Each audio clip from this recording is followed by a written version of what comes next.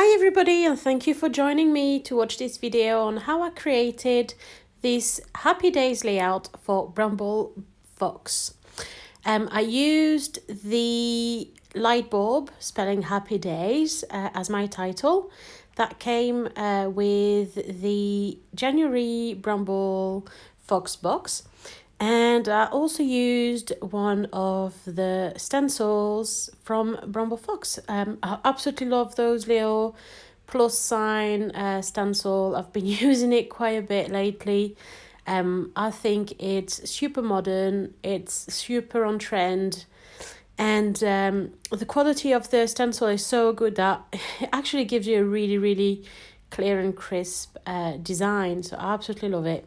One of my must-have, and I use it a lot. So I've used some colour paste from ID Swap on my background, and then I dried it with my heat gun. I often do that because I'm short of time with Sophia, so I very lightly dried it, and then I started to play around with placement.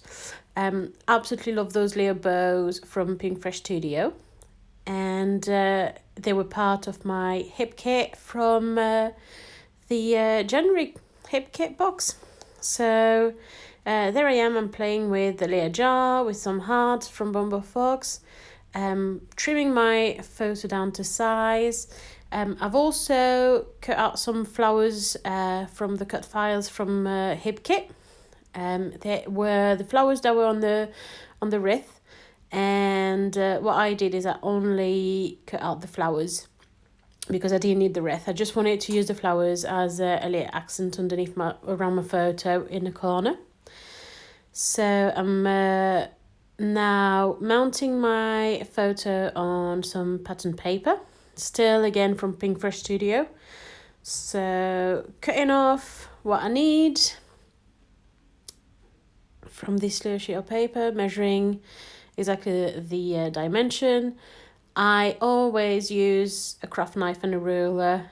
I feel more comfortable with the dimension. I'm a sucker for details and for the right measures, and I feel that every time I've used a paper trimmer, it's never been quite right, whereas when I've used my ruler, my craft knife, I've always had it cut absolutely perfectly. So this is why I'm one of the old school.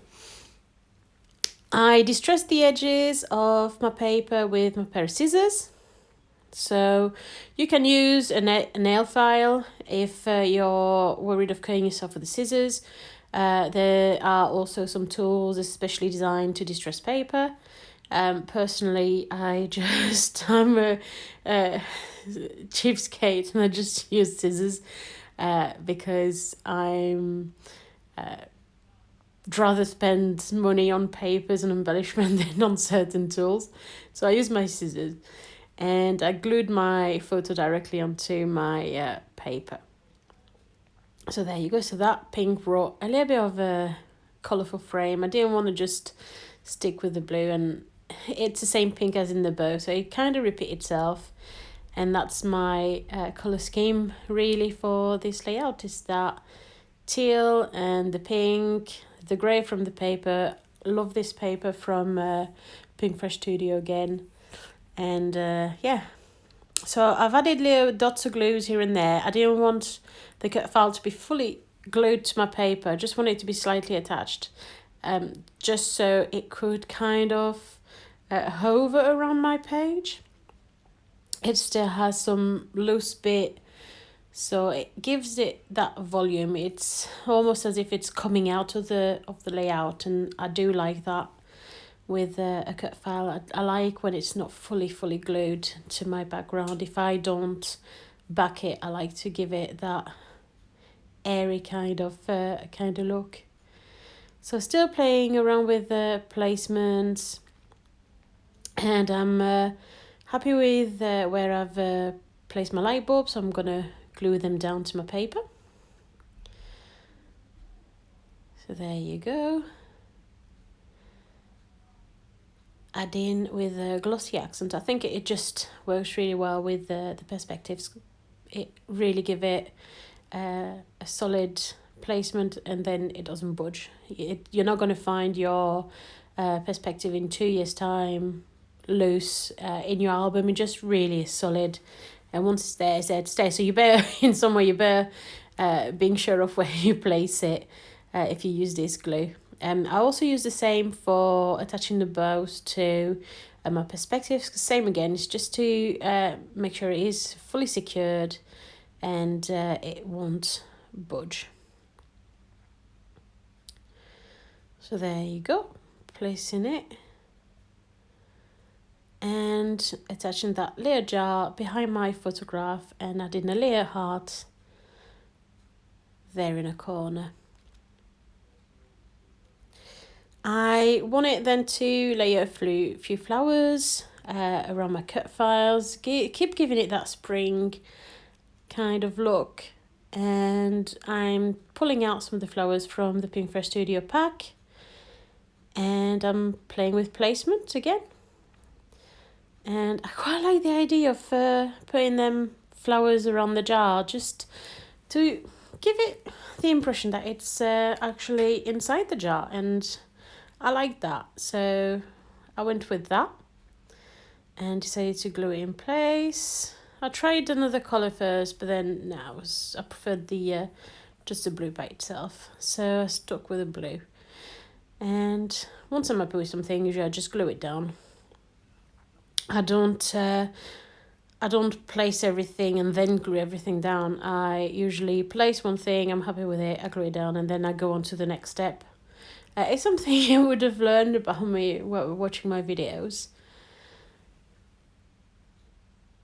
I am then adding the other hearts to balance. I like the rules of 3, and I like to create a triangle around my picture. So if you see here, I've created a visual triangle with the light bulb, the heart on the right and the heart on the left, and that helps the eye to focus on the photograph, because your eye is naturally attracted to that triangle dynamic.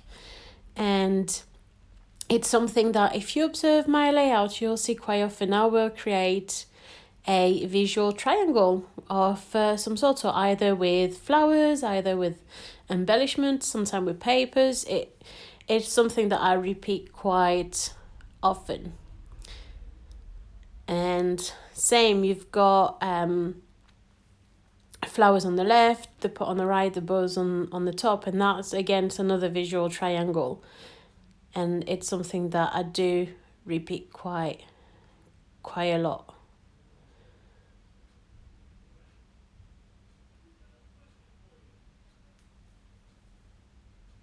So there you go. So that's that triangle. So you've got those pink flowers I've just added and the bows and the jar on the right. And there you've got that pink triangle to reinforce the tail triangle. So I added the Hello You title from Pinkfresh Studio, and as you'll see later in my final layout, off camera I decided to remove it. I thought that it was getting lost with all the cut file. It was too much thin details on top of thin detail, and I thought also that this layout was too light to go with a bigger title, and I was happy that my light bulb would be the title of my layout, so I decided to remove that Hello You later on. You also noticed I've cut down one of my ephemeras to save one of the flowers, and that's something that you can easily do. Feel free to do that. You can cut down your embellishment, and it's something I spoke about in my previous video, is to really try and make your embellishment work for what you need. And in this instance, I needed one single flower and I didn't have that, but I was able to get that out of that big ephemera, and I'm quite happy with that. And at the same time, because that flower was not printed with the others, I will still be able to use that ephemera on another layout. So that's a win-win really. Here I'm stamping around my journaling, so always using my trusted stamps. As you can see, it's a time-consuming process, but it's something that I really enjoy doing, and I don't know, it's just a little peaceful thing that I like to do at the end of creating my layouts. When I reach the journaling, usually it's when I'm happy with my layout and I'm told the story I wanted to tell in paper and embellishments, and it's time to put it into words and leave it for Sophia maybe in a few years to read or to look at, and maybe for myself to remember and look back on. And yeah, it's something that I like to do. I like to sit down, and that slower process really let me soak it in and think about what I want to say. I then added my date at the corner, but the perspective was in the way of my stamps, so the month was missing, and I decided to just add it with my other normal stamps, and I quite like the effect of the mix of font at the top there. So there you go, just drawing a few hearts around my page to add a few more little bits of black to repeat the date and my journaling, and add a little detail. I think it kind of follow up the splashes of the water of Sophia in a bath, and drawing the layer line for the light bulbs just to make them come down from somewhere and make it all make sense. So there you go. So as you can see, I've removed the Hello You, and I'm really happy with how this layout turned out. I hope you liked it too. I hope you enjoyed the process video. Thank you for all your comments, and if you enjoyed it, please follow my YouTube channel and follow the Bramble Fox YouTube channel for even more inspiration from the rest of the design team. Thanks, bye!